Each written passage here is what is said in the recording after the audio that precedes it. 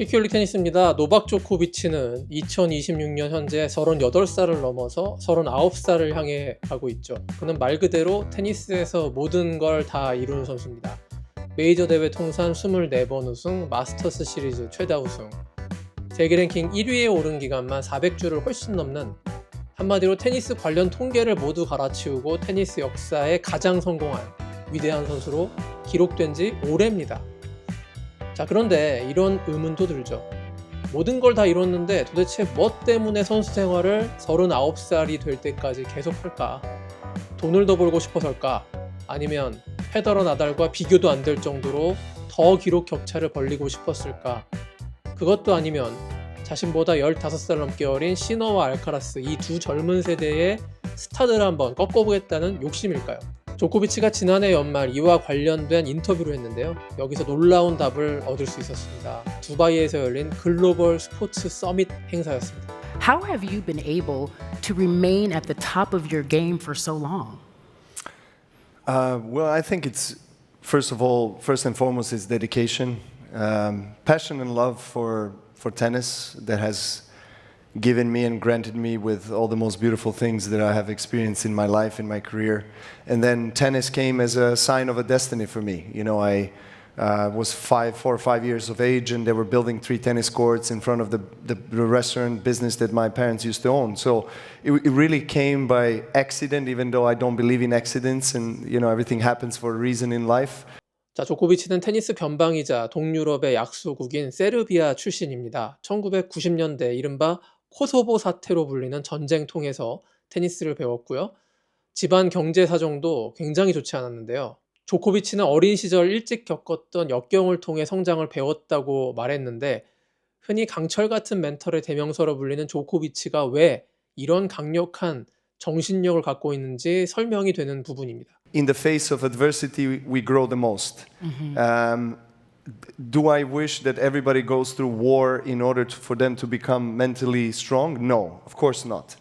But I think that it's important to create circumstances and environment for a young athlete or a young person that, you know, he or she needs to understand that he or she needs to create its own path and needs to be challenged mentally and physically in order to get the most out of themselves, so what they can offer to the world. Because if they're presented everything on a daily basis, they get spoiled, and you get too comfortable. Correct. So it's important to get out of the comfort zone, because we all talk. I heard so many numerous interviews by the world top class athletes, not just athletes. They all speak that out of the failures and losses, they learn the most. And it is true, because that's when you are really getting some honest self-reflection, and then you discover the sides of you that maybe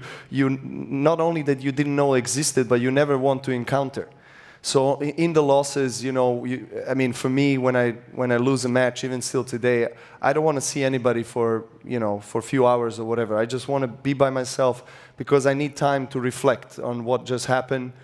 But the next day you wake up, it's a new day, it's a new opportunity, it's a new chance for you to be a better version of yourself and to really accomplish yourself and to basically correct the wrongs that you did yesterday. So I feel like this is where the strength comes from, is the mindset, really. It's the constant dedication and devotion to be better every single day in every aspect. I come from individual sports, so and from really challenging circumstances in my childhood. So I had to mature much earlier than I did. So I was 12, 13 years of age. I always tell this story, but it's quite a powerful story. My father put 10 Deutschmarks at the time, which is equivalent to 10. I had to almost take a second role of the father at home to my 2 younger brothers, and these responsibilities have strengthened me a lot and had me really realize the world that we are living in. And was it too early? Yes, probably, but it was life at that point. They had no choice. And so, but it made me very appreciative of everything else that I have in life today. So anything that happens within my career or business or anything like that, I always try to reflect on those moments because it grounds me. It gives me humility and modesty, but also peace, because I know who I am, I know where I come from, and I bring that value inside of anything that I do. And I think on the long run, that's the biggest win. 39살에 세계 랭킹 5위 이내에 드는 테니스 선수를 저는 본 적이 없습니다. 미국의 전설 지미 코너스도 마에스트로 로저 페더러도 이 연령대에 이 정도의 높은 퍼포먼스를 지속적으로 보인 적은 없었는데요. 그렇다면 조코비치가 이런 경쟁력을 유지할 수 있는 원동력, 동기부여를 어디서 얻을 수 있었을까요? 놀랍게도 그건 그랜드슬램 우승과 성적이 아니라 다른 차원의 것이었습니다. People were really kind of not accepting me as a third guy. Federer and Nadal era was so strong in their rivalry, and there was no room for the third guy, you know. But I made some room. I created some room, and it's amazing, you know, the big three and the golden era that we created. And you know, I feel like when they retired, also part of me left, so I had to kind of reinvent myself, find new inspirations. And the reason why I still keep on going is also to see how far I can push my own borders, my own bar, you know, setting my own path, and see really with the likes of, you know, Cristiano Ronaldo and, you know, LeBron James, they're still active, and, you know, Hamilton and some incredible athletes in the sport they're still competing at the highest level at that age. You know, even some retired athletes like, you know, Tom Brady or even some of the greatest football names that we know, like Maldini, Totti, Del Piero, that I had a wonderful chat with before getting out on the stage, and they all said that they retired when they were 40, 41. So that was like, okay, you know, I still have some time, you know, and it feels like sport has changed so much. It has evolved. So the care for the body, you know, like a lot of things go into it, like sports technology, sports medicine, you know, everything has evolved. But essentially, it's really what kind of motivation you have. What's the purpose when you get up in the morning? You know, I've been blessed. God has given me incredible things in life, and I've achieved really everything that one tennis player can achieve. And so, what is the motivation? And there is not only one. I mean, achievements are there, of course. Results, history, writing more history fully inspires me. But it's also family. It's also legacy. It's also inspiring new generations. What kind of message, you know, I want to leave behind me when they see me, you know, how I want to be presenting myself. So I try to always remind myself of that. And those are some of the things that why I still keep on going. And you know, longevity is very trendy now. You know, wellness, longevity, anti-aging, you know, the whole thing. And I think, you know, hopefully when people see me play and perform, they can get a little bit more inspired, not just to play sports, but in their respective fields to take care of their body. Because I think it's important for us to perform well. Everybody wants to perform well, right? We are here performing, talking to each other in front of the wonderful audience, so we all want to feel good. Nobody wants to have a broken body or a broken mind, right? So it's not really, longevity is not necessarily linked only to sports or wellness to sports. It's linked to everything, what you do, how you manage your time, your energy. 자, 그러니까 조코비치는 우승과 승리라는 스포츠적 속성 외에 오랜 시간 꾸준히 최고의 몸과 마음을 유지할 수 있는 지속 가능한 삶의 경쟁력을 확보하는 롤모델이 되고 싶다는 뜻을 밝힌 것이었습니다. 그런데 조코비치는 왜 이렇게 독특한 마인드를 갖게 됐을까요? 그는 사실 20대 초반부터 글루텐 프리 다이어트를 시도했고요. 선수 경력 중반에 명상 전문가 코치를 영입하는 등 스포츠 선수와 사뭇 결이 다른 행보를 보여준 바가 있습니다. 자, 조코비치는 어린 시절 스승, 은사덕택이라고 밝혔는데요. 옐리나 겐치치라는 유고슬라비아 출신의 명코치와의 조우가 큰 역할을 했다고 지금도 강조하고 있습니다. So, you know, I've been really lucky to have this awareness and consciousness about taking care of myself very early in my career.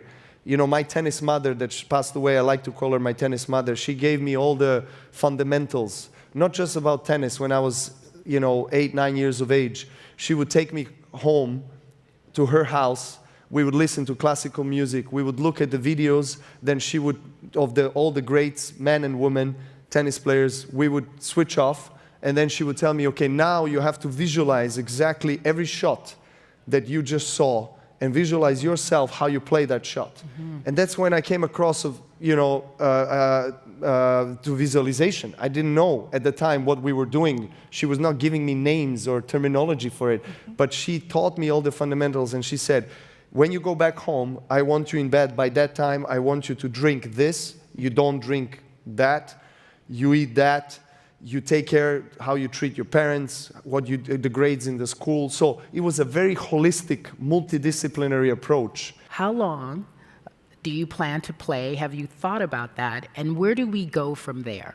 As I reflected a few minutes ago, it's really multiple motivations and objectives that I have, and all of these motivations that still inspire me to keep playing tennis is contributing to the development or building of my legacy. And I'm very grateful, of course, for all the achievements, and they are the biggest legacy. But I also very much care about how the younger generations perceive me. And as a young father of 11 and 8-year-old kids, obviously I'm their father, and that's how primarily they see me. But I can see how they observe other athletes and what really leaves a mark on them. It's not just the performance, but it's also the character, the charisma, how you carry yourself, how you behave. So I do want to keep on going. I said the LA Olympics 28 is a kind of a guiding star, but honestly, there's no limit. So let's see. You know what I mean? Like, I just keep going. I love hitting the tennis ball, and I love competing. And I was saying to the guys that I was talking to, the greats in football, that it's really about passion and love. And as long as you really feel like you're playing on a high level and your body holds on, why not? Why not? People love to talk and speculate about retirement, because, people love to talk. But in the end of the day, I feel like with my active career, I'm still contributing to the growth of tennis. That is a beautiful sport. Yeah. And I feel like there's some big changes coming up in tennis as well that I want to be part of. So yeah, I'm still good. I'm number 4 in the world. That's also not bad. That's not bad. It's not bad. The younger guys are there. Of course, they're great. They're Sinner and Alcaraz. They're the new big rivalry that they came up, and I love seeing different generations come and go. I'm still there, so I love to observe. 조코비치는 다음 세대들에게 운동선수는 30살을 넘으면 은퇴하는 것이 당연하다는 고정관념은 없다는 메시지를 전해주고 있습니다. 설사 그가 올해 시너와 알카라스의 벽을 넘지 못하고 메이저 대회 우승 트로피를 추가하지 못한다 하더라도 지난해처럼 세계 톱5 수준의 경기력을 유지할 수 있다면 은퇴하지 않을 것입니다. 말도 안 된다고 생각한 2028년 LA 올림픽 출전. 그가 41살이 되는 해인데요. 진짜 가능할지도 모를 일이죠. 조코비치는 늘 예상을 뛰어넘는 행보를 보여왔고 이건 그의 인생 자체의 스토리, 주 테마이기 때문입니다. 조코비치의 철학처럼 나이는 숫자에 불과하고 자신이 좋아하고 열정을 쏟아부을 수 있는 무언가가 있다면 계속할 수 있는 그런 삶을 여러분도 2026년 새해에 추구해 보시면 어떨까 싶습니다. 오늘 영상은 여기서 마치겠습니다.